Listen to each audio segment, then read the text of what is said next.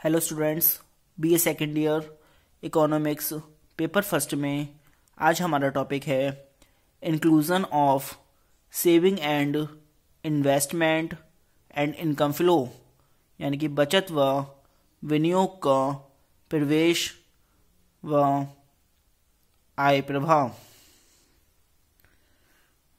इसके बारे में सुनिए।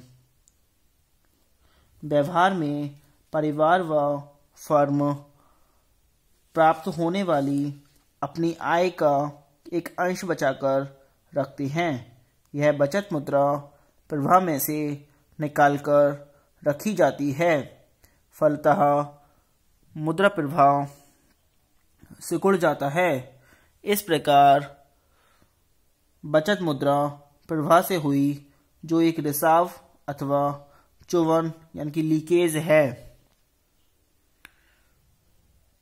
यहाँ हम यह मान लेते हैं कि यह बचत अपसंचित नहीं की जाती, पर पूंजी बाजार में उधार देने के लिए उपलब्ध हो जाती है। व्यावसायिक संस्थान पूंजी बाजार से विनियोग करने के लिए ऋण लेते हैं। विनियोग का प्रभाव बचत के ठीक विपरीत होता है। बचत से मुद्रा प्रवाह सिकुड़ता है, जबकि विनियोग से फैलता है। अतः यदि परिवारों व व्यावसायिक संस्थाओं की बचत व्यावसायिक संस्थानों के विनियोग के रूप में मुद्रा प्रवाह में वापस लौट आती है, तो मुद्रा के प्रवाह की स्थिरता बनी रहती है और कीमतों व आर्थिक क्रिया में भी स्थिरता बनी रहती है। अन्य शब्दों में, जब तक पूंजी बाजार में निधियों का प्रवाह, बचतें पूंजी बाजार से निधियों का प्रवाह, इनके विनियोग बराबर रहते हैं, यह मुद्रा का चक्राकार प्रवाह बिना किसी अवरोध या परिवर्तन के बराबर चलता रहता है। अतः एक सरल द्विक्षेत्रीय अर्थव्यवस्था में साम्य की शर्त अर्थात अर्थव्यवस्था में स्थिरता की शर्त है। बचत एस बराबर विनियोग यानी कि आई, बचत को सेविंग बोलते हैं और विनियोग को इन्वेस्टमेंट। तो चित्र 3 में बचत व विनियोग को दिखाते हुए मुद्रा के चक्राकार प्रवाह का जटिल प्रतिरूप दिखाया गया है। ये चित्र नंबर 3 देख रहे हैं। जैसे ये परिवार एक तरफ है, फर्म है, इसमें ये बचत का यानी कि और बीच में लिखा है पूंजी बाजार, इधर है उधार। साधनों को किए गए भुगतान यानी कि लगान, ब्याज, मजदूरी व लाभ, इसके ऊपर लिखा है बचत यहाँ से, और ये उधार हो रहा है, ये उपभोग पर व्यय। देखिए चित्र 3 के अनुसार परिवार क्षेत्र की बचतें पूंजी बाजार में आती हैं। जो परिवार क्षेत्र की बचतें हैं वो पूंजी बाजार में आती हैं। इसी प्रकार व्यावसायिक क्षेत्र की बचतें भी विभिन्न वित्तीय संस्थाओं के माध्यम से पूंजी बाजार में आती हैं। इस प्रकार पूंजी बाजार में आई बचतों को व्यावसायिक फर्में अपनी उत्पादन क्षमता को बढ़ाने के लिए उधार लेती हैं। इस प्रकार ये बचत पूंजी बाजार से व्यावसायिक फर्मों की ओर प्रवाहित होती हैं। एक स्वतंत्र पूंजीवादी अर्थव्यवस्था में विनियोग फर्मों व उद्यमों के द्वारा किया जाता है। बचत अधिकांशतः गृहस्थों द्वारा की जाती है और कई कारणों से इस बात की कोई गारंटी नहीं है कि विनियोग सदैव बचत के बराबर ही होगा। इसलिए यहाँ आय, उत्पादन और रोजगार में घटबढ़ होना निश्चित है।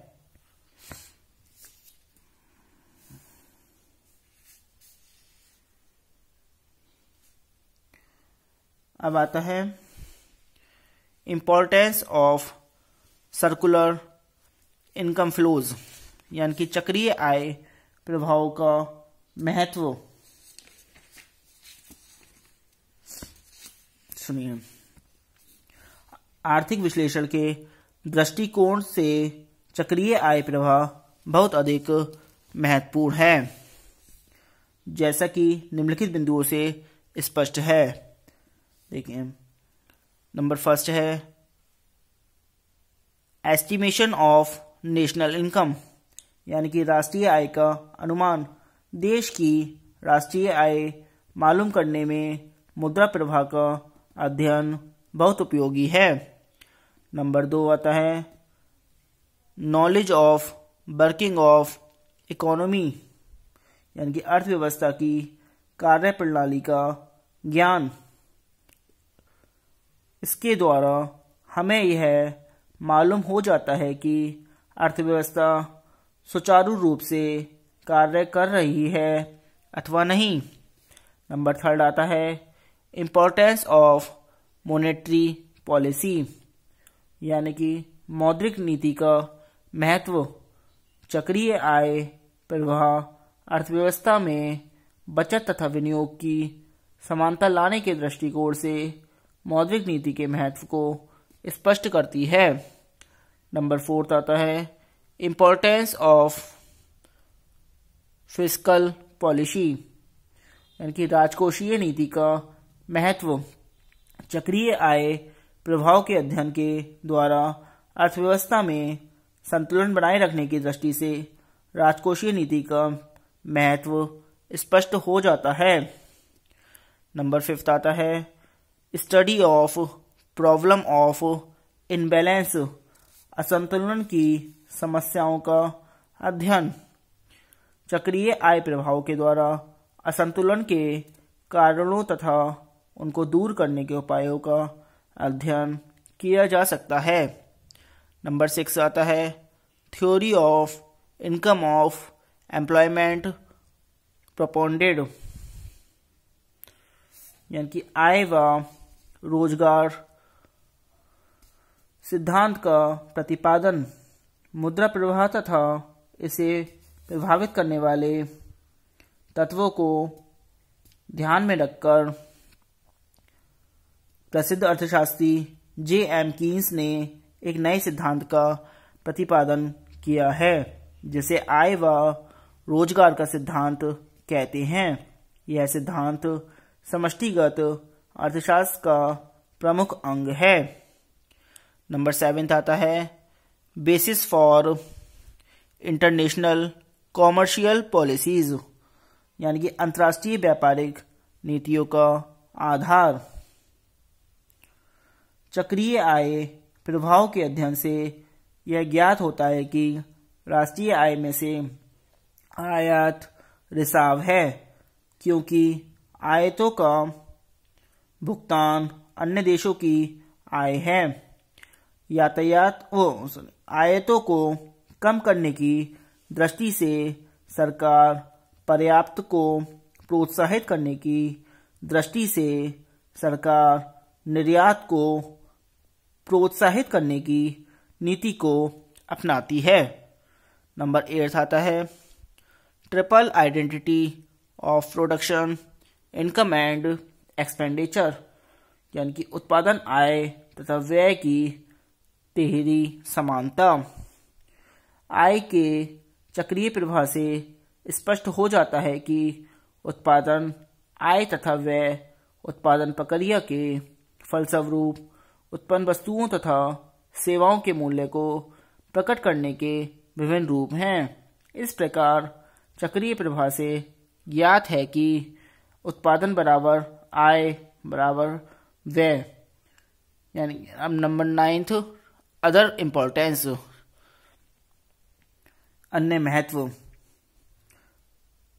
नंबर 1 इसका है चक्रीय प्रवाह के विश्लेषण से हम राष्ट्रीय उत्पाद तथा उससे संबंधित अनेक समग्र धारणाओं जैसे GDP, GNP, NNP व NI आदि तथा उनके बीच संबंध का विश्लेषण अधिक सरलतापूर्वक कर सकते हैं। नंबर 2 चक्रीय प्रवाह के विश्लेषण के आधार पर हम राष्ट्रीय आय समीकरण, नेशनल इनकम आइडेंटिटीज विकसित कर पाते हैं तथा समीकरण के आधार पर हम आर्थिक मॉडलों का निर्माण कर सकते हैं। नंबर 3 एक खुली अर्थव्यवस्था में विदेशी क्षेत्र से शुद्ध प्रवाह अर्थव्यवस्था की विदेशी विनिमय की स्थिति पर प्रकाश डालता है।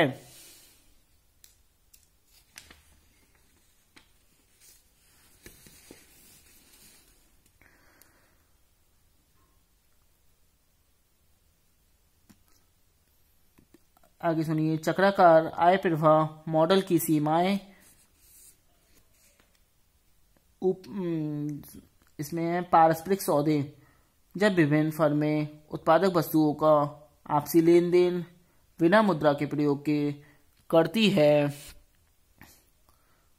तो यह भी आय के चक्राकार प्रवाह के क्षेत्र से बाहर रहता है और निश्चित ही इसके फलस्वरूप आय का भी मौद्रिक मूल्य ज्ञात करना कठिन होता है। अतः उसे शामिल कर आय का चक्राकार प्रवाह ज्ञात करना कठिन होता है। गैर मौद्रिक लेन देन, अर्ध विकसित देशों में कुछ क्षेत्रों में लेन देन एवं सौदों में मुद्रा का प्रयोग नहीं किया जाता। ऐसी स्थिति में इन देशों अथवा क्षेत्रों में आय के चक्राकार प्रवाह का कोई महत्व नहीं होता, क्योंकि वह अमौद्रिक सौदों से अप्रभावित रहता है।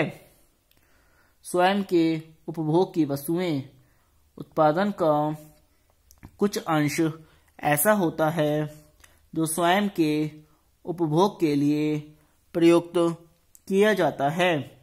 निश्चित ही उपभोग की यह मात्रा आय के चक्राकार से पृथक हो जाती है, अर्थात इस पर आय प्रवाह लागू नहीं होता है। आज के लिए इतना ही। Thank you very much.